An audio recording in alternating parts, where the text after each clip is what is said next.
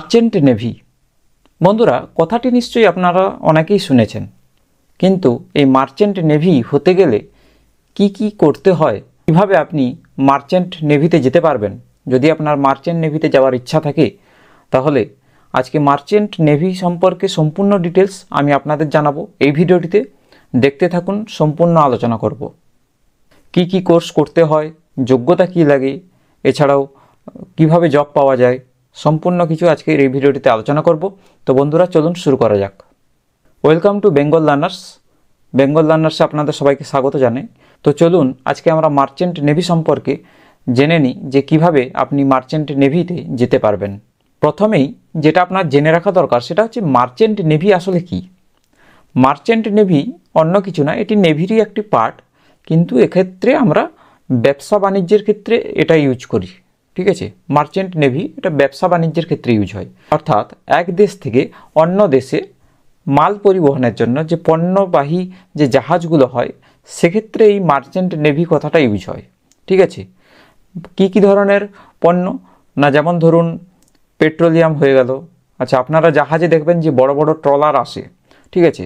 এছাড়াও বিভিন্ন ধরনের গ্যাস, পেট্রোলিয়াম, এই ধরনের জিনিসগুলো এক্ষেত্রে সাপ্লাই করা হয় এক দেশ থেকে অন্য দেশে। এই মার্চেন্ট নেভির যে জাহাজগুলো হয়ে থাকে, এগুলো মূলত বড় বড় কোম্পানি দ্বারা পরিচালিত। কি কি পোস্ট হয়ে থাকে? অফিসার র্যাঙ্কের, যেমন ক্যাপ্টেন, এছাড়াও সেলার হয়ে থাকে। তো এই মার্চেন্ট নেভিতে যাওয়ার জন্য কি যোগ্যতা দরকার? মার্চেন্ট নেভিতে আপনি মাধ্যমিক পাস অর্থাৎ 10 পাস করেও যেতে পারেন, এইচএস পাস করেও যেতে পারবেন, আবার গ্র্যাজুয়েশন পাস করেও যেতে পারবেন। প্রত্যেকটির ক্ষেত্রে আলাদা আলাদাভাবে কি কি কোর্স করতে হয় বলছি এক্ষুনি, ধৈর্য ধরে ভিডিওটি দেখুন। যদি আপনি 10 পাস করে থাকেন এবং আপনার ইচ্ছে হয় যে আমি মার্চেন্ট নেভিতে যাব, তাহলে দুটো কোর্স বলবো।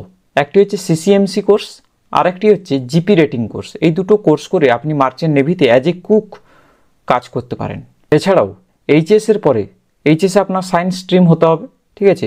আইএমইউ সিইটি বলে একটি কোর্স হয়, তো সেটা দিয়ে আপনি ট্রেনিং করে এই মার্চেন্ট নেভিতে যেতে পারবেন, যেখানে আপনি অ্যাজ এ সেলার কাজ করতে পারেন। এছাড়াও গ্র্যাজুয়েশন যদি আপনি মেরিন ইঞ্জিনিয়ারিং করে থাকেন, ঠিক আছে, বিটেকে করা যায়, 4 বছরের একটি ডিগ্রি কোর্স মেরিন ইঞ্জিনিয়ার, ঠিক আছে। ওটা করার পরেও আপনি কিন্তু বড় পোস্টে, বড় অফিসার র্যাঙ্কে যেতে পারবেন। মার্চেন্ট নেভিতে যেতে গেলে মিনিমাম যে বয়স আপনার দরকার সেটা হচ্ছে 16 বছর, অর্থাৎ মাধ্যমিক পাস করার পরে মিনিমাম 16 বছর বয়স হতে হবে আপনার, ঠিক আছে। তবেই কিন্তু আপনি মার্চেন্ট নেভি জয়েন করতে পারবেন। মার্চেন্ট নেভিতে জয়েন করলে আপনার স্যালারি কেমন হবে? মার্চেন্ট নেভিতে যদি আপনি জয়েন করেন, তাহলে প্রত্যেকটি সেক্টরে, অর্থাৎ যদি আপনি 10 পাসের পরে জয়েন করেন, তাহলে যে পোস্টগুলোতে আপনি যাবেন সেক্ষেত্রে স্যালারি আশা করতে পারেন 30,000 থেকে 50,000। যদি আপনি এইচএসের পরে মার্চেন্ট নেভিতে জয়েন করেন, সেক্ষেত্রে আপনার 50 থেকে 80,000 পর্যন্ত স্যালারি হবে, তবে স্টার্টিং বেতন আপনি 50,000-এর কাছাকাছিই পাবেন, ঠিক আছে। এরপরে যদি আপনি বিটেকের পরে গ্র্যাজুয়েশন করে তারপরে মার্চেন্ট নেভিতে যান, মেরিন ইঞ্জিনিয়ারিং করে মার্চেন্ট নেভিতে যান, সেক্ষেত্রে আপনার স্যালারিটা যথেষ্ট বাড়বে, ঠিক আছে। 2 লাখ 3 লাখ টাকা পার মান্থ আপনি স্যালারি পাবেন, ঠিক আছে। তবে এক্সপিরিয়েন্সের সঙ্গে সঙ্গে আপনার স্যালারি কিন্তু এই সেক্টরগুলোতে বাড়তে থাকে, ঠিক আছে। এছাড়াও প্রত্যেকটি কোম্পানির আলাদা আলাদা জাহাজ থাকে, ঠিক আছে। প্রত্যেকটা কোম্পানির আলাদা আলাদা সেক্টর থাকে, ঠিক আছে। কোনো কোম্পানির জাহাজে ধরুন কেউ তেল পরিবহন করছে, পেট্রোলিয়াম পরিবহন করছে, কেউ ডিজেল পরিবহন করছে, কেউ অন্যান্য যে বড় বড় ট্রলারগুলো হয় ওগুলো নিয়ে আসতেছে। তো প্রত্যেকটার ক্ষেত্রে স্যালারি আলাদা হয়ে থাকে কোম্পানি বেসিসে। এইভাবে এই কোর্সগুলোর মাধ্যমে মার্চেন্ট নেভিতে যেতে পারবেন, ঠিক আছে। আপনার নিকটবর্তী শহরে বা আপনার রাজ্যে যে সমস্ত ইনস্টিটিউটগুলো রয়েছে, সেখান থেকে আপনি খোঁজ নিয়ে মার্চেন্ট নেভির কি কি কোর্স রয়েছে অ্যাভেলেবেল, সেগুলো জেনে আপনি কোর্সগুলোতে অ্যাডমিশন হতে পারেন। বন্ধুরা, এই ছিল মার্চেন্ট নেভি সম্পর্কে সম্পূর্ণ আলোচনা।